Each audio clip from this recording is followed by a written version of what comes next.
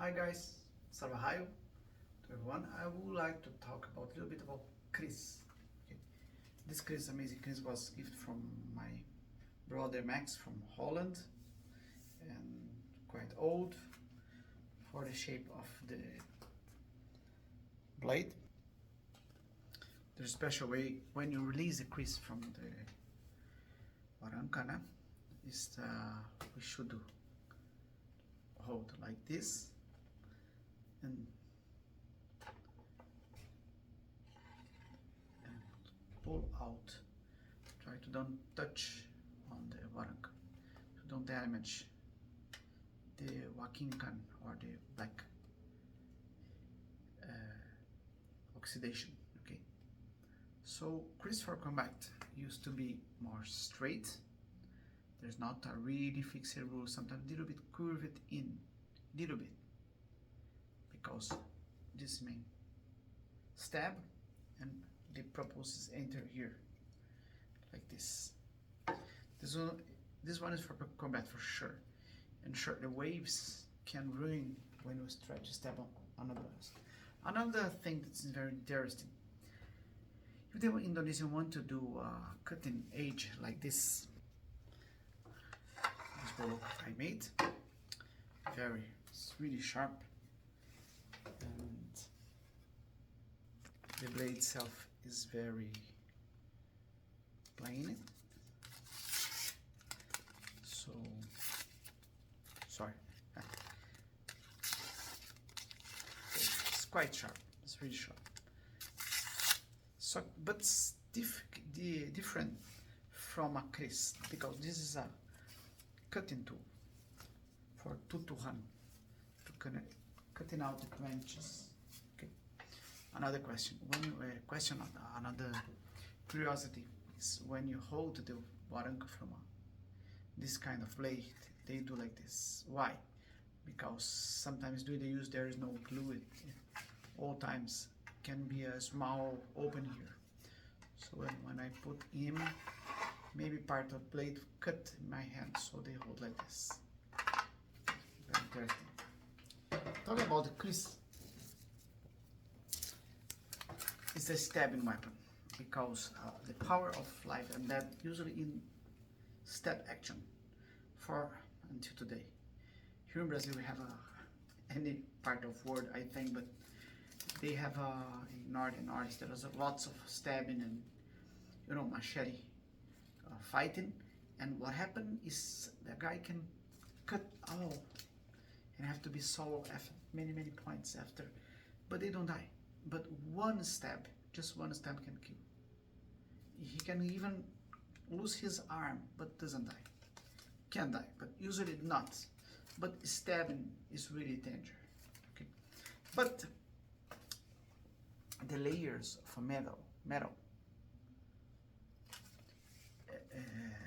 if you look very close with the lens, there's a layers. It's more easy to put poison between them. The poison will not slip out like in the very plain cutting edge, like a samurai sword or like a golok. Okay, although there's a golok like this, but this don't mean this don't cut. If I can do this lightly, it will not cut me. But when you pass, for example, I do this, the guy deflect, I turn and back. This movement is normal in penchaxilla. This tip here, if someone holds you,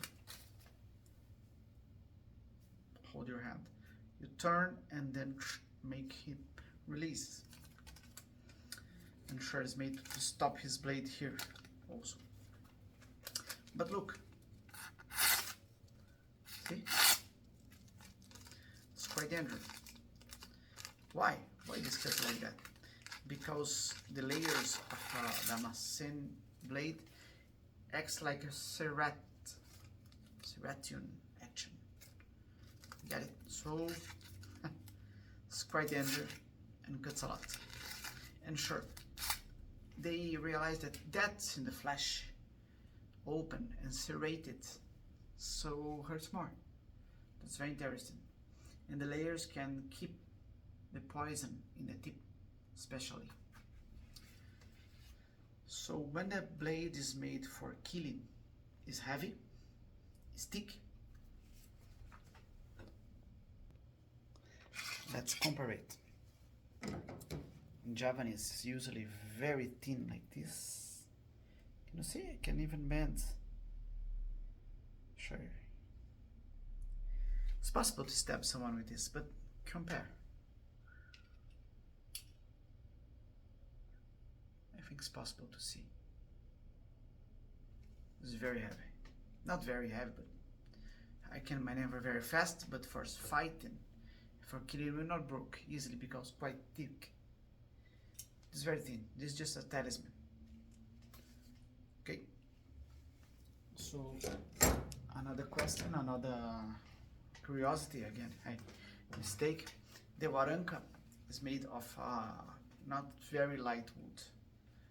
There is a proper way to hold the waranka, and we have weight to deflect the trying opponent to stab him and hitting his hand or even his throat, his belly, his whatever, and hold and wrap while I do the stabbing. So that's very interesting culture. And again, when I release out, I try to preserve the wakinkan.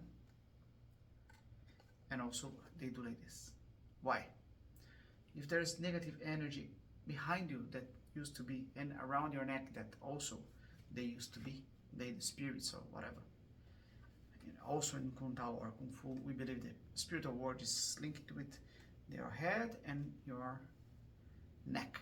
So look, they do like this. Two sides or one side.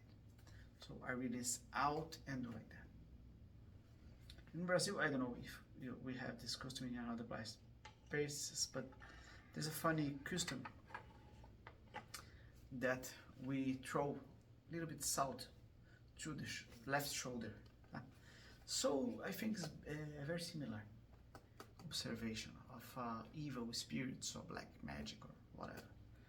So that's very interesting, and that's one more video about the keris culture that I really love the matter, and I'm really grateful for Max for this amazing keris and for all Indonesian culture. And my purpose here is not many visualizations or even make money, just spread the culture and try to preserve old culture. Selamat.